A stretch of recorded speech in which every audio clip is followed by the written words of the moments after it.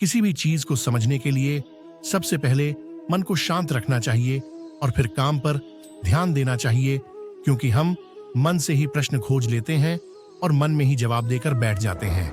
भगवान कृष्ण ने मन को शांत रखने के लिए दो चीजें बताई हैं।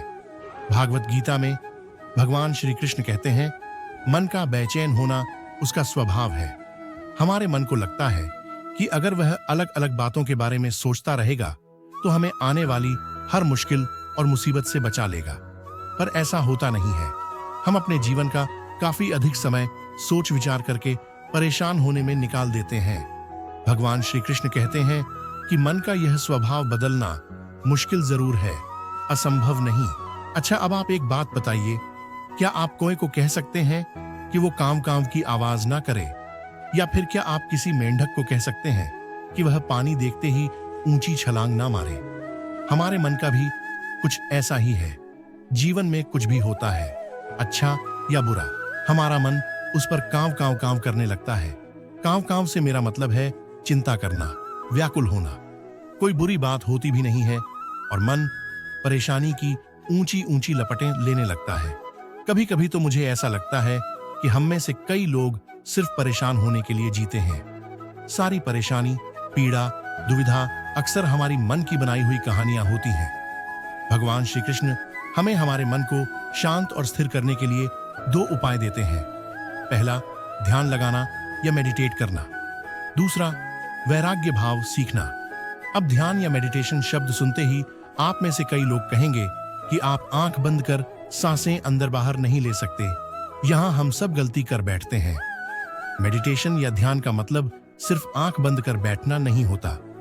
मेडिटेशन का मतलब होता है अपना पूरा ध्यान किसी चीज पर लगाना और उसे हटने नहीं देना।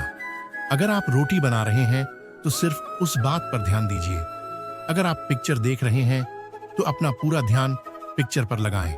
यह मत सोचिए कि पिक्चर देखकर आप अपना कितना वक्त बर्बाद कर रहे हैं। जब आप जीवन के हर छोटे बड़े काम को पूरे ध्यान से करते हैं तो आपका जीवन ही एक मेडिटेशन बन जाता है। ऐसे जीवन में शांति, स्थिरता, साहस और सफलता का होना अनिवार्य है।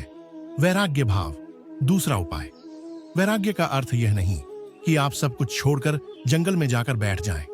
वैराग्य का सच्चा अर्थ है कि आप जो काम कर रहे हैं उसका क्या नतीजा या रिजल्ट निकलेगा उसकी चिंता ना करें। जैसे अगर आपने कोई इंटरव्यू दिया, आप यह कर सकते हैं कि पूरे मन से तैयारी करें और अपना बेस्ट देकर आ जाएं।